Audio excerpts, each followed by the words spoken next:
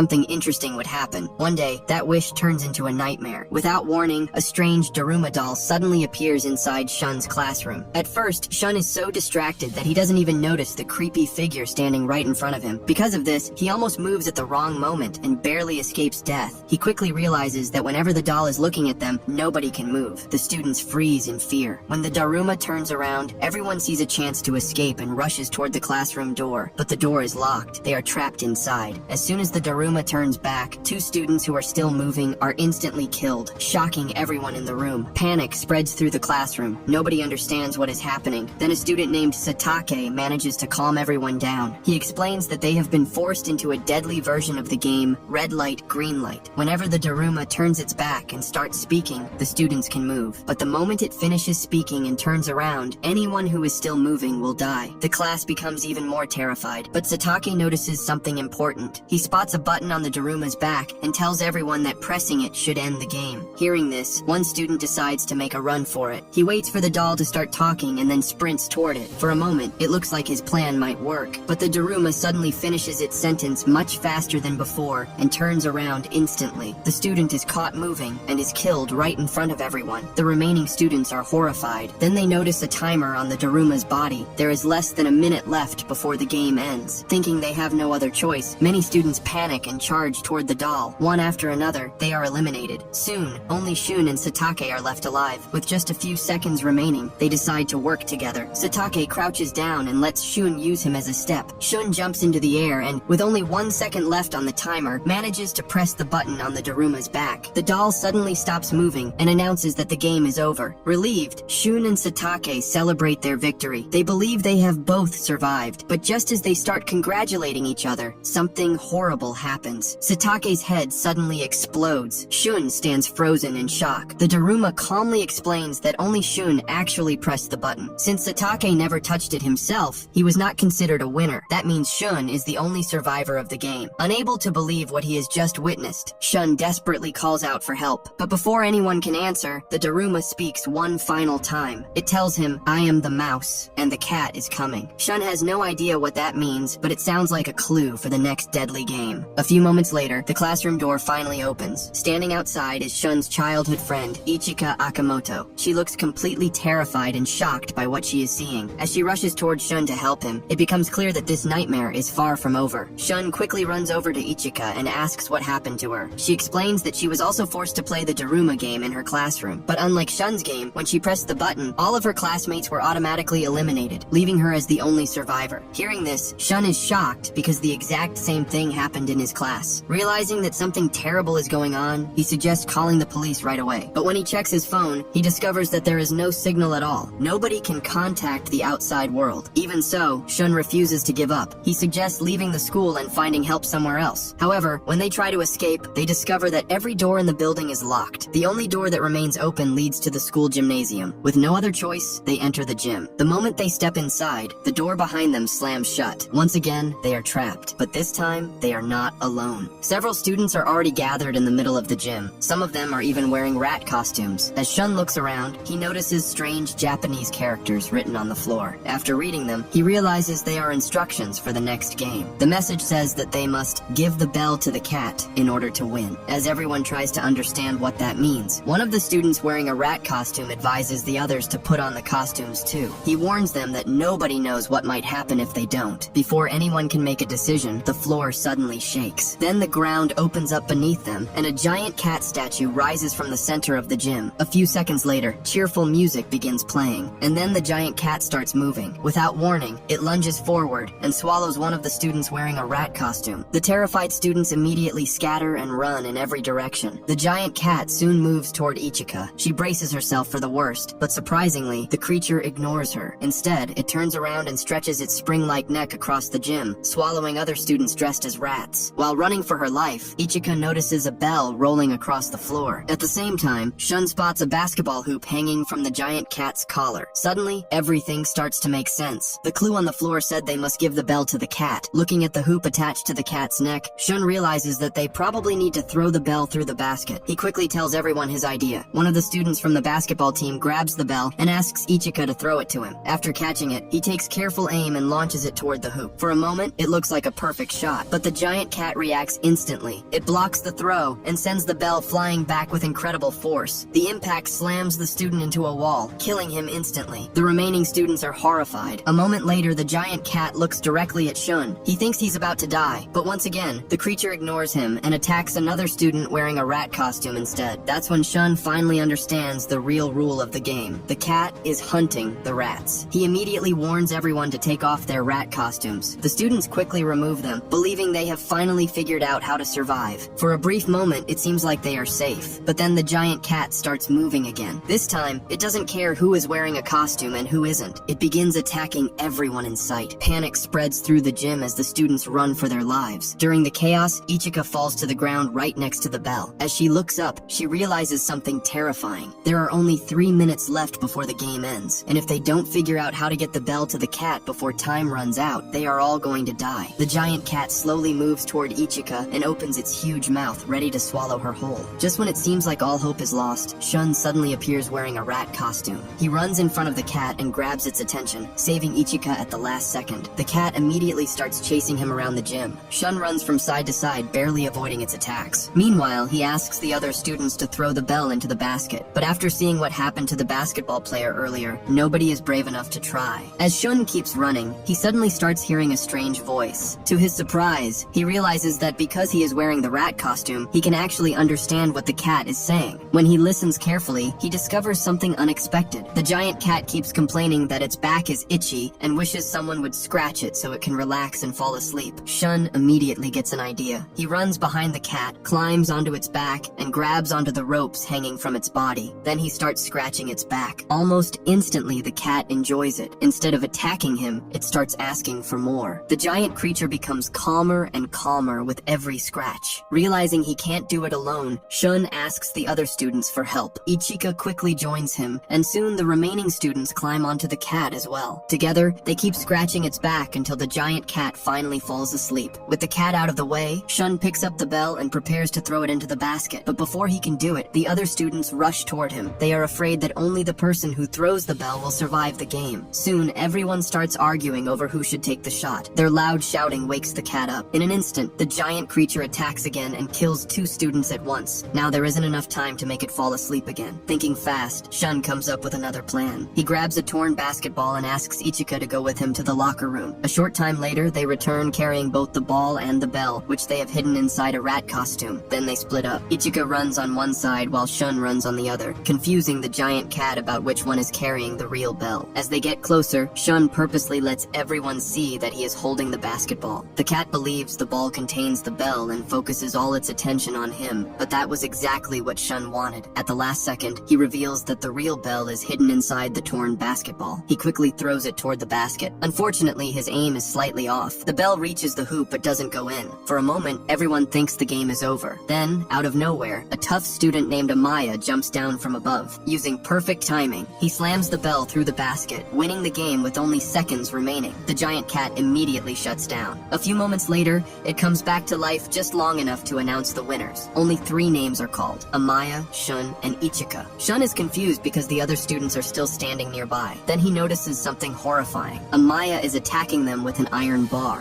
One after another, he knocks the surviving students unconscious. Shun can't believe what he's seeing. Amaya calmly walks toward him and says that they have been chosen by God. According to him, only the chosen ones deserve to survive. Ichika immediately tells him that he's crazy and shouldn't compare himself to Shun. Amaya doesn't like hearing that at all. Angry, he moves toward Ichika, forcing Shun to step in and stop him. Before the situation can get any worse, the giant cat suddenly releases a cloud of gas. Within seconds, all 3 of them lose consciousness and collapse. Meanwhile, the strange games are no longer a secret. Across the world, news channels begin reporting the mysterious disappearances of thousands of young people. At the same time, enormous floating cubes have started appearing out of nowhere, leaving everyone confused and terrified. Sometime later, Shun wakes up inside one of these giant cubes. As he looks around, he is surprised to see an old classmate named Takeru, who transferred schools years ago. But that's not all. 2 other students are also inside the room. Their names are Taira and Akashi. Just like Shun, they managed to survive the deadly Daruma and giant cat games at their own schools. Now, surrounded by new survivors and trapped inside a mysterious floating cube, Shun realizes that the nightmare is far from over. The next deadly game is about to begin. As Shun looks around the room, he notices something strange. Everyone there has has a last name that starts with the letter T. This makes him think that the survivors have been divided into different rooms based on their surnames. If that's true, then there must be many other rooms inside the giant cube. The realization immediately worries him. Ichika's last name is Akamoto, which means she is probably in a different room. Even worse, she could be trapped in the same room as Amaya. Shun rushes to the door and starts banging on it, hoping someone on the other side might hear him, but the door remains locked. Seeing this, Taira, an incredibly arrogant genius, tells Shun to stop wasting his time. According to him, nobody is coming to rescue them. To prove his point, Taira activates a hologram screen that displays news reports from around the world. The reports show the giant cubes floating in different places across the planet. The truth is terrifying. Everyone trapped inside these cubes is completely cut off from the outside world. There is no escape, and all they can do is wait for the next game. Suddenly, a loud knocking sound comes from the door. To everyone's surprise, the locked door slowly opens by itself. A few seconds later, 4 creepy Kokoshi dolls walk into the room. Once inside, one of the dolls immediately invites Taira to participate in the next game. Since Taira is extremely confident in his intelligence, he accepts without even thinking twice. With the first player chosen, the dolls explain the rules. The game is called Kagome Kagome, a traditional Japanese game. In this challenge, one person must sit blindfolded in the center, while the dolls walk around them in a circle, singing a song. When the song ends, the player has 10 seconds to guess which doll is standing directly behind them. If the answer is wrong, they lose. Believing the game will be easy, Taira puts on the blindfold and confidently sits in the middle of the room. At first, everything goes smoothly. The dolls begin circling around him while singing. But when the song finally stops, Taira suddenly becomes nervous. For the first time, his confidence starts to disappear. He takes a guess and gets it wrong. Instantly, one of the dolls opens its eyes and fires a strange beam of light at him. A second later, Taira loses control of his own body. His body starts moving on its own, forcing him to repeatedly slam his head against the floor until he dies. The room falls silent. The remaining students are horrified. After eliminating Taira, the dolls choose Ta as the next player. Terrified, she refuses to participate, but one of the dolls tells her that refusing means certain death anyway. With no other choice, she agrees to play. Trembling with fear, she sits down and puts on the blindfold. Soon, the song ends, and it is time for her to guess. But Ta is so scared of making a mistake that she freezes completely. The seconds keep ticking away. Before she can answer, the 10-second limit expires. She is automatically disqualified. Panic takes over. Ta jumps to her feet and tries to run away, but the dolls quickly surround her. A beam of light strikes her forehead, and the dolls grab hold of her from every side. Moments later, she is eliminated as well. Now only Shun and To are left. The Kokoshi dolls soon turn their attention toward To and invite her to play next. Looking at his frightened friend, Shun can tell that she is in no condition to handle the challenge, and if she plays now, her chances of surviving are almost zero. Seeing how terrified To is, Shun decides to take her place in the game. He sits down in the center of the room and puts on the blindfold. As the Kokoshi dolls begin singing, Shun listens very carefully to every sound around him. When the song finally ends, it is time for him to guess which doll is standing behind him. But instead of answering right away, Shun stays silent and thinks carefully. A few seconds later, one of the dolls suddenly announces that his time is up. However, Shun immediately calls out the correct answer. The dolls insist that he answered too late, but Shun quickly proves them wrong. He reveals that he secretly recorded the entire game and shows that only 6 seconds had passed when he gave his answer. In other words, he was still within the 10-second limit. The dolls are surprised and ask how he figured it out. Shun then explains his clever trick. During the previous 2 rounds, the dolls never changed their positions. The same doll had announced the end of the time limit each time, so all he had to do was listen for that doll's voice to figure out exactly where everyone was standing. The dolls realize that Shun has beaten the game fairly. A moment later, all 4 Kokoshi dolls crumble into dust. From the pile of ashes, a mysterious key appears. With the challenge finally over, Shun and To take the key and leave the room, but as soon as they step outside, they run into another student carrying a key. The terrified boy is being chased by a different Kokoshi doll. As he runs, he warns them that this particular doll only targets people who are alone. He quickly tells them to hold hands if they want to stay safe. The 3 students immediately join hands. The doll approaches them, checks that they are together, and then loses interest. It turns around and leaves to search for another lonely victim. Shun's group now has 2 keys. As they continue moving through the giant cube, they suddenly hear someone screaming in the distance. Recognizing the voice, they rush toward it. To Shun's horror, the person screaming is Ichika. She is being chased by the same doll that hunts lonely people. Without thinking twice, Shun lets go of the others and runs toward her. Just before the doll can catch her, he grabs Ichika's hand and pulls her to safety. A little later, the group enters another hallway and discovers 2 students standing near a giant wooden head embedded in the wall. The strange head has a timer on its forehead and 7 keyholes beneath it. The 2 students explain that the keys must be placed into the locks. Shun and the others quickly count their keys. The pair already have 2 keys, while Shun's group has another 2. That gives them a total of 4 keys. Unfortunately, they still need 3 more. The problem is that there are only a little over 2 minutes left on the timer. Everyone starts to panic. Finding 3 missing keys in such a short time seems impossible. Then, out of nowhere, 3 keys suddenly land right at their feet. Everyone turns around in shock. Standing at the end of the hallway is Amaya. He calmly walks toward them, carrying another student with him. It quickly becomes clear that Amaya was using that student to avoid being targeted by the lonely Kokeshi doll. Now that he has delivered the remaining keys, the group finally has all 7 they need. But before anyone can thank him, then Amaya looks at the group and offers to join them for the next stage of the game. And judging by the look on his face, nobody is sure whether having him around is a good thing or a very bad idea. Since they need all 7 keys to move forward, the students reluctantly accept Amaya into their group. Together, they place the 7 keys into the giant wooden head. As soon as the last key is inserted, a hidden passage opens. The giant head then tells everyone to change into new clothes before continuing. After getting ready, the group enters a long tunnel and walks through it. When they finally reach the other side, they find themselves in a snowy world covered in ice and snow. At first, everything seems quiet. Then the ground suddenly starts shaking. A few seconds later, the reason becomes clear. A gigantic polar bear comes sliding across the snow on a snowboard, performing tricks as if it were putting on a show.